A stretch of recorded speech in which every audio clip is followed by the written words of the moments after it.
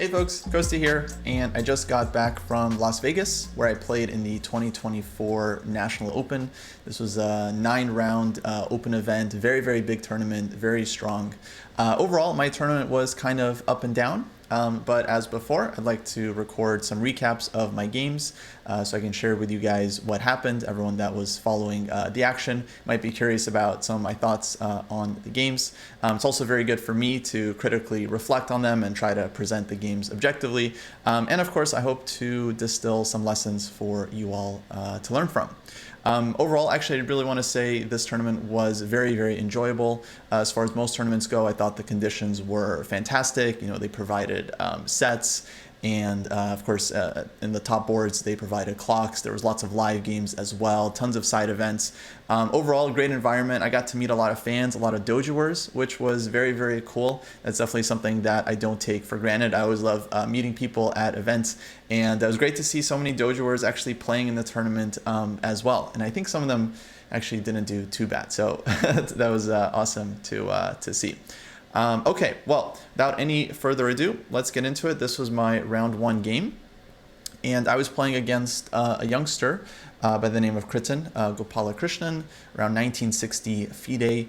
But like most of the kids I played, you know, their FIDE ratings still haven't caught up to their USCF ratings, and definitely not their actual strength. So yeah, as you can imagine, everyone I played, their USCF ratings were quite a bit higher, and I felt like they were quite underrated.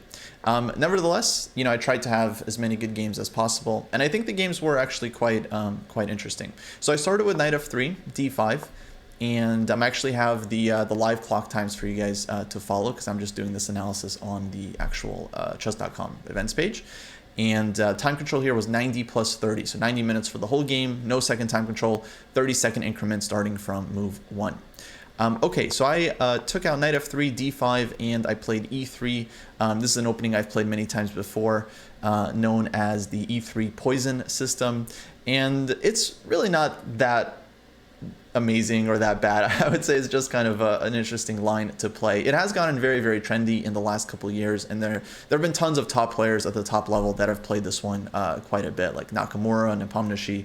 Lots and lots of strong grandmasters have used this one in the repertoire. The idea basically is to play kind of like d4 type of setup. Eventually white will go like c4, knight c3, often the bishop comes to b2, and in many lines white can kind of save a tempo by, not really save a tempo, but white benefits from delaying the move d2 to d4. In long term, white is just trying to get like a bit of a better structure here. Nothing really special, but I kind of like playing this way because I feel like my opponents are going to be a bit less prepared here compared to against like e4 or d4, something more direct. And I feel like I can use my d4 experience to try and, again, get my opponents into a structure they might not be so comfortable with. So the game progresses very logically. My opponent played kind of semi-Slav setup. I go for b3, bishop, queen c2 here, bishop b2. This is all very standard. Castles, bishop e2. At this point, black has a choice here. There's lots of moves like queen e7, rook e8, b6, and so on. And one of the ideas for white in this position is actually to play early move rook to g1 and then launch the g-pawn with g4. I played this way a couple times. It's very fun. This is one of the benefits of delaying the move d4 here. Like the bishop is still open on the diagonal, and it gives white some interesting attacking chances. You can castle queenside and so on. In this game, my opponent played e5, which is very logical. I took on d5, and I have faced this before, although I didn't quite remember all the details over the board. And he takes back with the pawn, which is very logical, but probably not the best move in this position. In fact, I think knight takes d5 is definitely better. I had a game like this against international master Josiah Stearman, I believe, a couple years back, which continued knight e4, bishop to c7. I played knight to g3 here. And yeah, it was a very typical position. This is kind of like a reverse Sicilian, almost like an open Sicilian. Where, okay, as white, I'm playing the Sicilian, but yeah, kind of a fun structure to play, like a3, d3, and so on. Anyways, that position I think is close to equal. Black played c takes d5, and this allows one of white's main ideas in this position, which is to go knight to b5, hitting the bishop. Pawn on e5 is also hanging, so black has to play bishop to b8 here to defend this pawn, and now I played rook to c1. And this is the typical follow-up because white's idea is just to plant the knight on c7 and try to force black to give up the dark square bishop, where then white's dark square bishop becomes a really, really strong piece. And yeah, this is quite annoying for black. You can't play a move like knight t8 because the bishop on c8 is actually hanging on the c file. So this actually comes up in a lot of variations. One of the critical moves here would be a6. And the point here is that after knight to c7, black could try this tricky move rook a7. The idea of looking to trap the knight with like b6. And I wasn't quite sure what I was going to do here during the game. One option is like knight takes e5, for example, where if takes, the bishop can recapture. And then if b6, there's tactics with like knight b5 and knight c6 and trying to win some material. This is quite complicated. I was also looking at bishop a3 hitting the rook here. This one actually does not work because black can just play b6. And then I'm going to take the rook on f8, but I'm losing the knight on c7. And then I'm going to lose 2 pieces for the rook. The engine, Compy, finds a very nice move that I wasn't considering during the game, but I want to share with you guys because it's cool. Knight to g5. And this is definitely a great idea to remember because I feel like it's actually quite thematic. One point is that we're lining up against h7, so now we're threatening to win a pawn with knight takes d5, and that's how we meet any kind of b6 or b5. White just wins a pawn with knight takes d5. And the other point is that if black plays something like h6, well then white has knight e6, which is a very cool tactic. So white temporarily sacks a piece, but then we're going to win back the rook. We'll have a rook for 2 pieces, but then again, this bishop on c8 is hanging at the end of the line. So white's going to win the bishop back and then be up in exchange. So for example, takes, anything black takes with, queen c8, we're up the exchange and yeah, just winning the game. So that's kind of the way to punish this one. For anyone that wants to play this line, interested in these variations, I think this is a really good idea to keep in mind. In any case, my opponent played e4 here, which is logical because it staves black from losing this pawn, but I think is definitely not a great move because it gives me this beautiful square on d4 for the knight. From here, the knight can look at f5, b5, and yeah, now white's pieces are jumping all over. My opponent played knight e5, and I think, again, this is like logical, but just simply not very good. Here I played knight to c7. And I really got to chastise myself actually for this move because when I play knight c7, okay, it's like most obvious move in the position, but I actually didn't realize like knight d3 check is actually kind of annoying for white, and I didn't actually calculate this until I played knight c7. And my opponent thankfully took on c7 rather quickly, although maybe it doesn't matter. On his turn, I realized if knight d3 takes, the point is I can't take this pawn because my knight hangs. It's actually hard to keep in contact with the knight because knight e4 is coming to tag the queen. So I didn't anticipate like, oh wait, actually this could be a little bit tricky and I need to make sure I'm not just losing the knight here. Then I figured out, okay, I have queen to c5 and I'm threatening the rook. If black goes knight to e4, then I have queen takes d5. So white does get out. I don't lose the piece here because if bishop takes c7, I have queen e4, queen takes d5, I recapture with the knight, and I picked up the pawn, so this is quite good for white. But still, this is something I probably should have calculated before playing knight to c7. So when I made this move already, I was thinking like, oh, I need to like slow down here and yeah, pay attention. So anyways, my opponent ends up taking, trading on c7, and this endgame I think is very, very good for white just because the dark square bishop is really strong. The rook is already penetrated on the 7th rank, and yeah, all of white's pieces I think are good. Black now goes knight to d3 check. I think this kind of makes things worse, but anyway, my next move here is probably f3 or maybe f4. I'll go king f2, bring the other rook in, bishop a3. I think this position is very, very easy for white to play. Anyways, we get knight d3, takes, now f3. I think very straightforward move, just covering all these squares from black's pieces, putting the king on f2, and once again, all of white's pieces are just great. Here my opponent played bishop d7, which actually did surprise me because normally, you know, players aren't so willing to just part with material because he's just giving the pawn up and it's not for any like amazing compensation. It's just because otherwise black can't develop. Like, you know, rook b8, I'm going to go bishop a3, king f2, rook c1. It's just way, way too slow here for black. And yeah, so bishop d7 is like he's just trying to get out, which maybe is a good practical try. I took the pawn because I felt like there's no reason not to. Black can take over the c file, but then there's no entry squares here, so white is just very safe. King f2, I can block things with bishop to c3, and yeah, eventually long term, you know, I'll try to pick up the d3 pawn as well, but I'm really in no rush to do so. So I took, black played a5, And yeah, this was the second moment where I've kind of felt like I definitely misplayed things. And yeah, I didn't like how I handled the position. I played a4 here, which is like a very natural move, just fixing the pawn on a weak square. And now it's a target for the dark squared bishop. But I simply didn't anticipate that black is going to have some counterplay with rook to b8 here. Because now takes, and black is turning bishop takes a4, hitting the bishop. And like after my intended move bishop to c3, black can still take on a4, and he's got rook to b1 check, rook takes h1. So yeah, going back a moment, what I should have done, which I was considering during the game, is just go king f2 or any normal move. If black plays a4, white can push past with b4. Here I think white's advantage is basically decisive. It's just extra pawn. All of white's moves are very easy here. Bishop c3, rook to b1, b5, b6. I think the endgame basically plays itself. Like, it's very, very straightforward. So yeah, that was not a great moment for me. Again, a4, just like not realizing black goes rook to b8, and there's going to be some tactics on the b file. Here I kind of calmed down and I realized, okay, I can at least play bishop to c1, which is not ideal, but this is a way to prevent black's threat of bishop takes a4, because otherwise black would have rook to b1 check, and here I have king f2, and so yeah, black is just down a piece. But the bishop is of course not ideal on c1.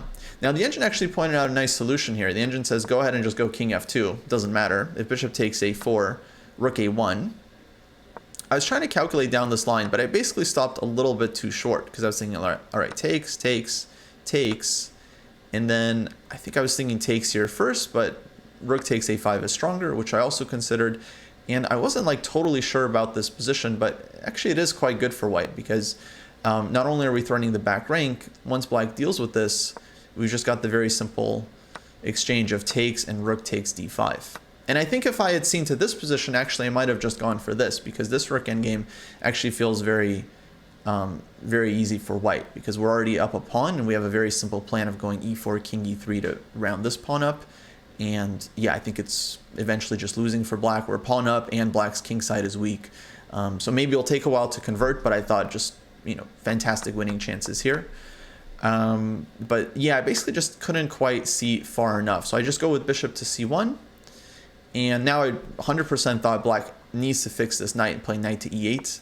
The idea of going knight c7, knight e6. I think 100% that was the best try for black to hold this game. Just trying to trade off the knights and get into opposite color bishop endgame. And I was thinking I'd go like king f2, knight c7, maybe bishop a3 here, or bishop to b2. I wasn't sure.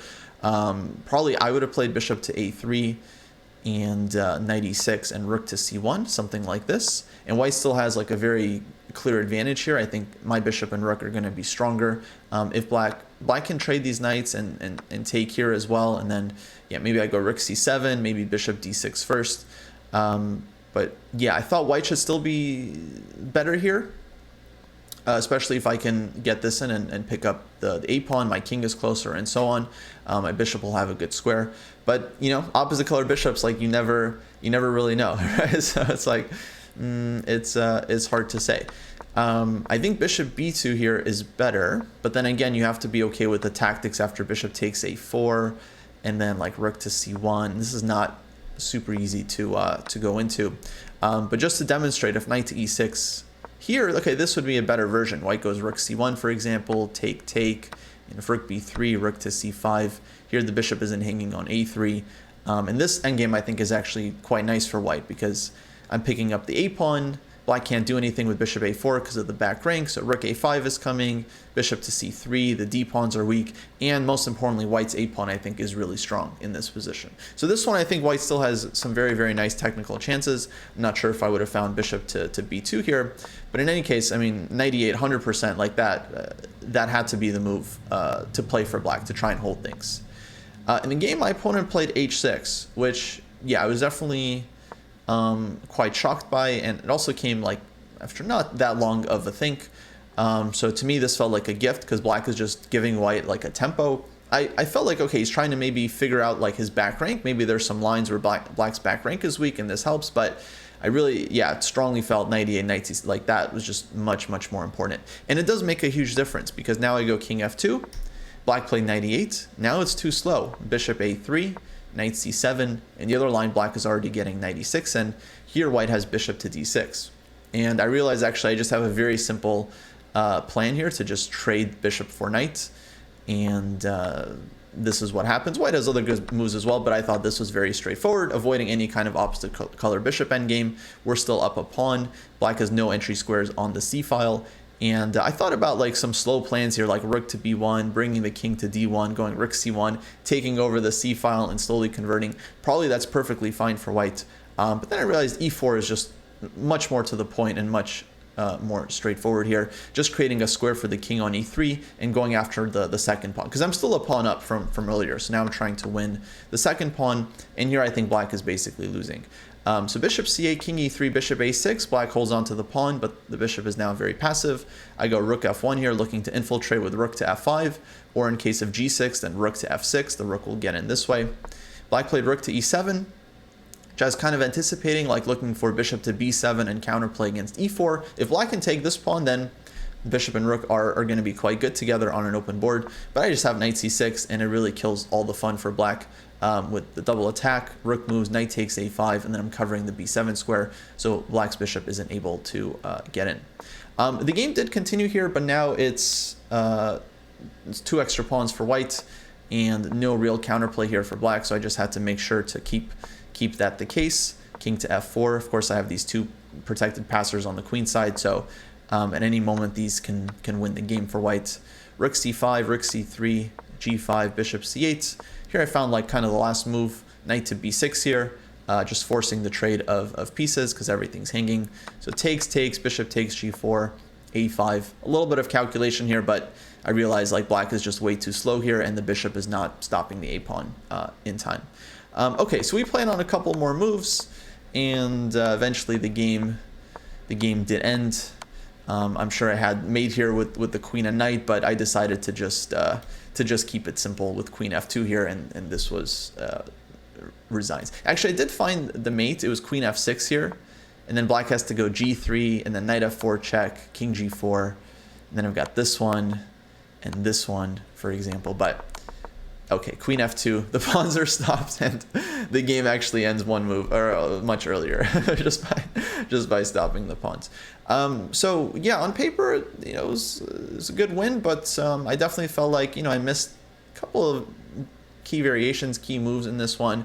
Probably gave my opponent chances that I really shouldn't have. So objectively, I didn't feel the best about this first game, but a win is a win. Winning the first game these days in an open tournament is not something you should take for granted.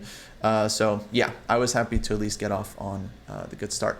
That wraps up for this first round. Hopefully folks enjoyed it. Let me know in the comments if you did, and hopefully I'll see you for the future recaps. Take care.